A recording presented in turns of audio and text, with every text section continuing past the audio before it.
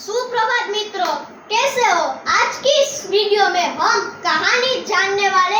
कहानी का नाम है कौवा और लोमड़ी। अब आपने कहानी तो सुनी होगी, लेकिन ये कहानी थोड़ी अलग है। आइए सुनते हैं। एक कौवा था, वो बहुत भूखा था। उससे बहुत भूख लगी थी। वो बोला, अरे यार, आज तो मुझे बहुत भूख लगी है।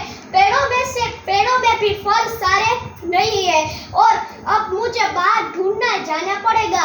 लगता है अब मैं मुझे बाहर जाना ही पड़ेगा। और कौवा तलाश करने लगा खाने की, और उसकी तलाश सफल हो जाती है, क्योंकि बाहर एक बच्चे ने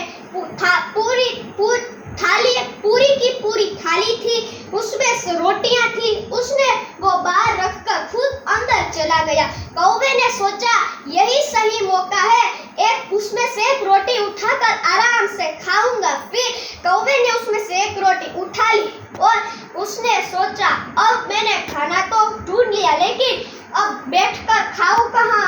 हाँ, ये रहा पेड़, यहाँ पर मैं बैठकर आराम से खाऊंगा। लेकिन वो उसको खाता देखकर लोमड़ी को भी भूख लग गई। उसने कहा, मैं ये रोटी उससे छीन कर ही रहूंगी, मेरे पास एक तरकीब है।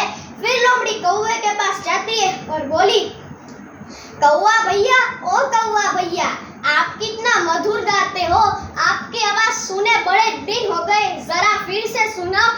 कौवा लोमड़ी की चालाकी सब समझ गया। उसने भी उसको जवाब दिया। पहले उसने अपनी चोंच में से रोटी निकालकर अपने पंजे के नीचे रख दी और फिर वो काव काव गाने लगा। फिर लोमड़ी ने देखा कि उसका पासा तो उल्टा पड़ गया। फिर कौवे ने कहा, ही लोमड़ी, मैंने तेरी चालाकी सब समझ ली थी।